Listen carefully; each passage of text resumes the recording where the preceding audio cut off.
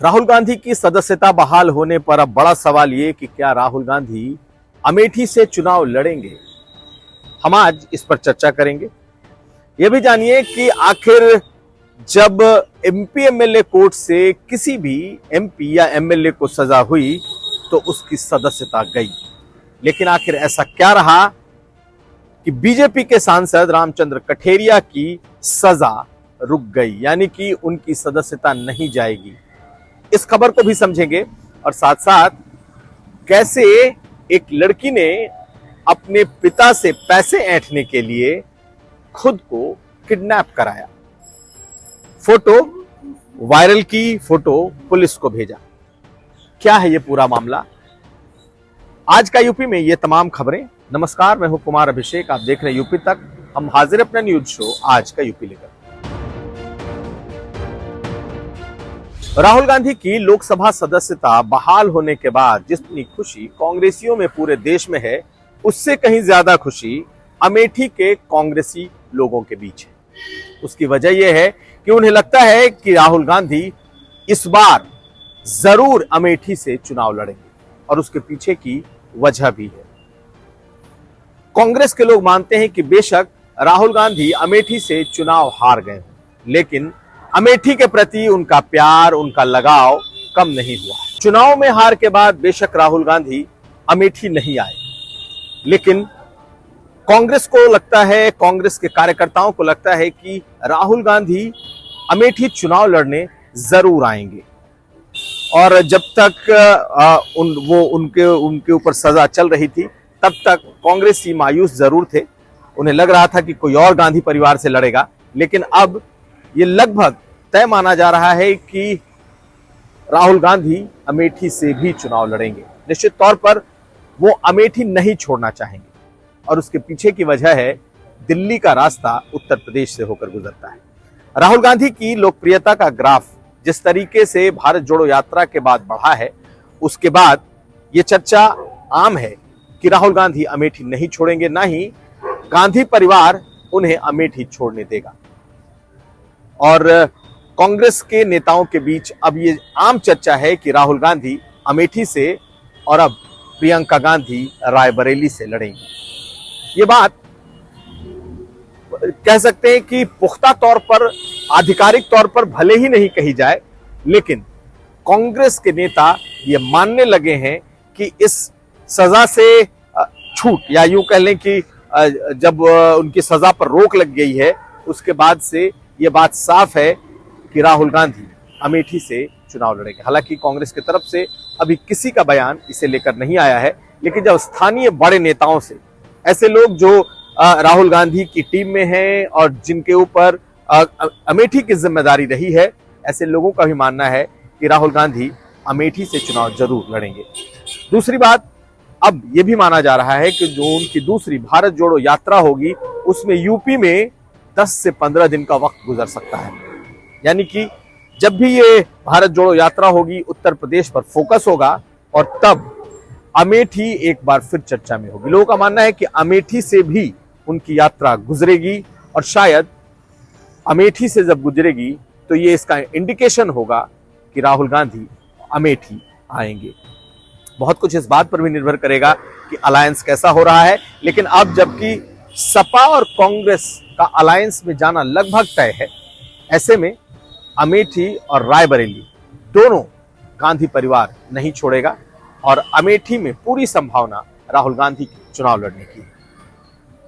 अब अगली खबर। हाल के वक्त में लोगों ने यह देखा कि जिन जिन पब्लिक प्रतिनिधियों को, यानी कि जनप्रतिनिधियों को 2 साल की सजा हुई, उनकी सदस्यता चली गई। वो सदस्यता चाहे लोकसभा की हो, वो सदस्यता चाहे विधानसभा की हो। आजम खान के बेटे, इसके अलावा बीजेपी के कई विधायक, इन सबों की सदस्यता इसलिए गई क्योंकि लोअर कोर्ट या खासकर एमपी एमएलए कोर्ट ने उन्हें 2 साल की सजा दी। और ऐसी ही एक सजा इटावा के सांसद रामचंद्र कठेरिया को भी एमपी एमएलए कोर्ट ने दी। 2011 का मामला था जिसमें सरकारी कार्य में बाधा डालना, मारपीट जैसे आरोप थे और इन मामलों में रामचंद्र कठेरिया को 2 साल की सजा सुनाई थी एमपी एमएलए कोर्ट। 2 दिन पहले यह सजा सुनाई गई, लेकिन शायद ये पहली बार है जब सजा के 2 दिन के भीतर ही जो जिला अदालत है, जो उसके ऊपर की लोकल कोर्ट है, उसने इस सजा पर रोक लगा दी। यानी कि रामचंद्र कठेरिया को 2 साल की सजा हुई, उनकी लोकसभा की सदस्यता जाना लगभग तय था। सिर्फ संसद के तरफ से, संसद के कार्यालय की तरफ से एक लेटर निकाला जाना था, लेकिन तभी स्थानीय अदालत ने उस सजा पर रोक लगा दी और एक बड़ी रिलीफ एक सांसद के तौर पर रामचंद्र कठेरिया को मिल गई। जैसे ही सजा के पर रोक का ऐलान हुआ अदालत की तरफ से, उनके समर्थकों में खुशी की लहर थी। कहीं नाच गाने हो रहे थे आगरा में। वो आगरा के भी पूर्व सांसद रहे हैं। ऐसी स्थिति में बड़े बड़े नेता जैसे आजम खान के बेटे, इनको जैसे ही सजा होती है वैसे ही विधानसभा सचिवालय उस सीट को रिक्त घोषित कर देता है, खाली घोषित कर देता है। लेकिन आज रामचंद्र कठेरिया को इसमें बड़ी राहत मिल गई और अब उनकी सजा, यूं तो सजा पर रोक लग गई है, लेकिन उनकी सांसदी बरकरार रहेगी। हो सकता है आने वाले दिनों में अगर 2 साल की किसी को सजा हो तो इस तरीके की रोक देखने को मिले। हालांकि आजम खान के मामले में भी रोक लगी थी, लेकिन रोक लगने के पहले ही उनकी सदस्यता चली गई थी। वहां पर चुनाव हो गए और आजम खान ने जिसे चुनाव लड़ाया वो चुनाव हार। तो ये एक बड़ी खबर इस लिहाज से कि बेशक एमपी एमएलए कोर्ट 2 साल की सजा दे दे, लेकिन अब अदालतों से रिलीफ मिलना शुरू हो गया। और अब अगली खबर। कल्पना कीजिए कि योगी राज्य में, जिसमें कहा जाता है कि लॉ एंड ऑर्डर सबसे ऊपर है और लॉ एंड ऑर्डर में महिलाओं की सुरक्षा भी उससे ऊपर है, यानी कि महिला सुरक्षा से बढ़कर कुछ नहीं। ऐसे में अगर एक पिता के पास ये तस्वीर चली जाए कि उसकी 20 साल की बेटी का अपहरण हो गया है और अपहरणकर्ताओं ने उसके हाथ पांव बांधकर उसकी तस्वीरें पिता को व्हाट्सएप कर दी हैं और अपहरण के एवज में 10 लाख का रैंसम मांगा है, अंदाजा लगाइए कि परिवार पर क्या गुजर रही होगी और परिवार के साथ साथ उस पुलिस पर क्या गुजर रही होगी जिसे मालूम है कि महिलाओं के खिलाफ हुए अपराध में 0 टॉलरेंस है। यानी कि ऐसे जगह पर जहां सरकार का दावा यह है कि महिलाएं रात में अकेली घूम रही हैं और वहां अगर एक हाथ पांव बंधे लड़की की एक तस्वीर एक पिता के मोबाइल पर चली जाए, किडनैपिंग हो चुका है और 10 लाख रुपए लाओ तो छोड़ेंगे, अंदाजा लगाइए कि कितने लोगों के हाथ पांव फूले होंगे। लेकिन जब इस केस से, जब इस रहस्य से पर्दा उठता है तो क्या होता है ये भी जानिए। ये तस्वीर आज सोशल मीडिया पर आई और खासकर पुलिस ने इसे अपने ट्विटर हैंडल से जारी किया। दरअसल कानपुर का ये मामला है। हंसिका नाम की एक छात्रा जो इंजीनियरिंग में एडमिशन के लिए रुड़की के लिए निकली थी, लेकिन 2 दिनों के भीतर ही जब उसकी तस्वीर उसके पिता के मोबाइल पर आती है, उसे 10 लाख का रैंसम मांगा जाता है, तो पता चलता है कि बेटी ने ही अपने अपहरण की कहानी खुद गढ़ दी थी।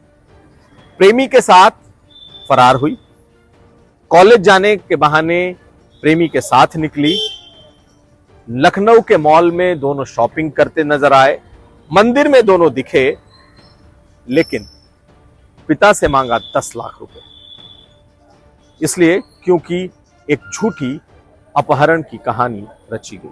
कानपुर से निकली वो लड़की बस्ती में बरामद हुई। फिलहाल उस लड़की को और उसके प्रेमी को वापस कानपुर लाया जा रहा है, लेकिन ये अपने आप में एक अजीबोगरीब ऐसी घटना है जिसे देखकर कोई भी परिवार चौंक जाएगा। बेटी को पिता ने पढ़ने भेजा, लेकिन बेटी ने प्रेमी के साथ मिलकर अपने ही अपहरण का स्वांग रच दिया। अगर यह मामला नहीं खुलता तो सरकार और पुलिस की बात बुरी तरीके से पिटती, क्योंकि लड़की की जो तस्वीर थी उसमें उसके दोनों हाथ पांव बंधे थे, मुंह बंधा था और फिर पिता से इस तस्वीर के एवज में 10 लाख रुपए मांगे गए। कहानी ये पता चली कि उस लड़की ने अपने पिता से इस रैंसम की रकम को मांगा था अपने ही फर्जी अपहरण के आरोप में।